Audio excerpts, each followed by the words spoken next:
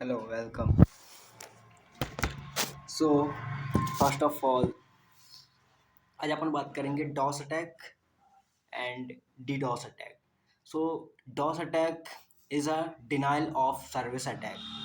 इसमें क्या होता है, पर्टिकुलर जो वेबसाइट होती है, मान लो एक वेबसाइट है रेलवे, ठीक है. कई बार जब ज़्यादा बुकिंग होती है, ज़्यादा बुकिंग मतलब फेस्टिवल सीजन में होता है, तो कई बार होता है रेलवे की वेबसाइट स्लो हो जाती है, डाउन हो जाती है. उसको ट्रैफिक हैंडल नहीं कर पाता पर्टिकुलर जितना उसको डोमेन से मिला हुआ होता है, ठीक है.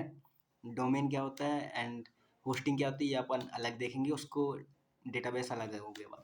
DOS attack, denial of service attack की जो बात कर रहे हैं अपन, इसमें क्या होता है, जब सरकारी रिजल्ट ओपन होते हैं, ठीक है, जैसे result.com 12 बजे ओपन होते हैं पूरे एमपी में.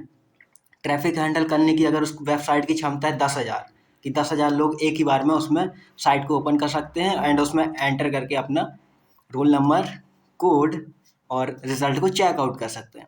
अब 10,000 वो वेबसाइट हैंडल करने की उसकी कैपेसिटी है. अब 10,000 से 20,000 30,000 लोग अगर एक साथ जाएंगे ट्रैफिक में तो बफरिंग हो जाएगा, ठीक है, बफरिंग करेगी वेबसाइट. और कई बार क्या होता है, क्रैश हो जाती है वेबसाइट, तो फिर दोबारा उसका डोमेन लो, फिर ये दुनियादारी फलाने का, तो ये डॉस अटैक हो जाता है.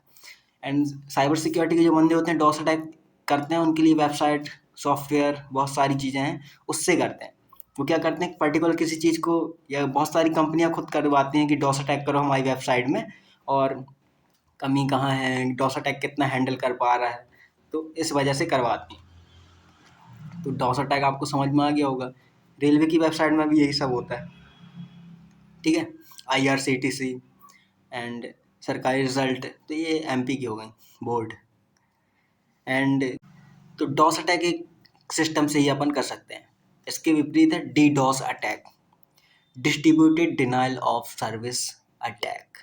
इसमें क्या होता है, 4 से 5 laptop system, Linux, BlackArch वाले जो सिस्टम होते हैं उसको अटैच करते हैं. मल्टीपल, जैसे अपन क्रिएट करते हैं ना बॉट, बॉट सुना होगा, जैसे अभी चला चैट जीपीटी, तो वैसे ही पर्टिकुलर बॉट बनते हैं, ठीक है. पर्टिकुलर आईडी होती है उनकी, कम से कम वो बॉट 1-2 हज़ार से ज़्यादा बॉट क्रिएट हो जाते हैं. और इतना ट्रैफिक डालते हैं उन सिस्टम में, सर्वर में, कि वो पूरा सर्वर क्रैश हो जाता है. कई बार सुना होगा कि कहीं की वेबसाइट क्रैश हो गई, कहीं थाने, मुंबई, पुणे.